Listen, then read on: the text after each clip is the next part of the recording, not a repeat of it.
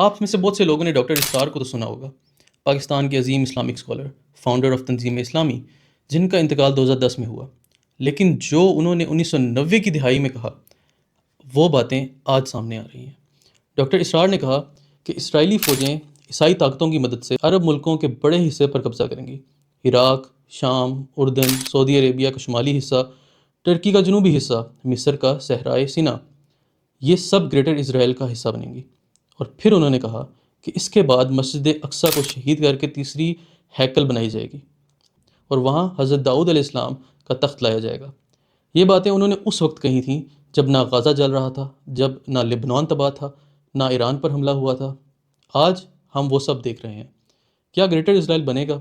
Doctor اسرار کے مطابق ہاں، یہ عذاب الہی کا ایک مرحلہ ہے، مسلم اقوام کی کوتاہیوں کا نتیجہ۔ لیکن انہوں نے یہ بھی کہا کہ یہ آخری بات نہیں، اور تاریخ نے ہمیشہ یہ سکھایا ہے کہ جو طاقت ظلم پر کھڑی ہوتی ہے وہ ہمیشہ نہیں رہتی۔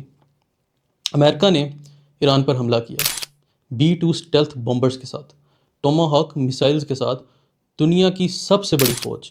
پینٹاگون کے اینالسٹ نے سوچا ہوگا یہ وہی ایران ہے کہ جس کی اکانومی پابندیوں سے تباہ ہے، کہ یہ وہی ایران ہے کہ جس کے لوگ سڑکوں پر حکومت کے خلاف نکلے ہوئے ہیں۔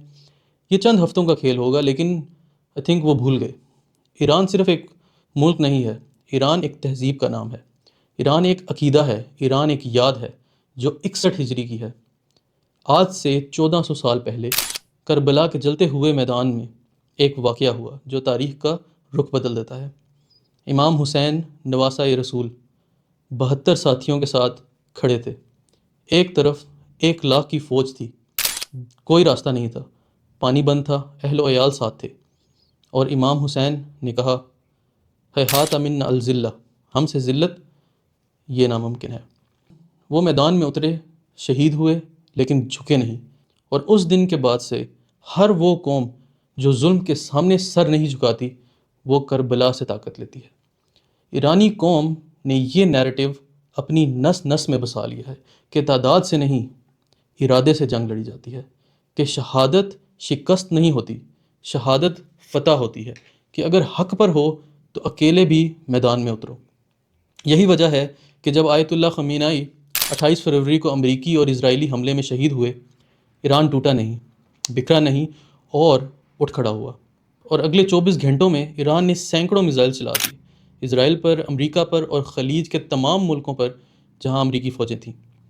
یہ رد عمل صرف جذباتی نہیں تھا، یہ 1400 سال کی تربیت تھی۔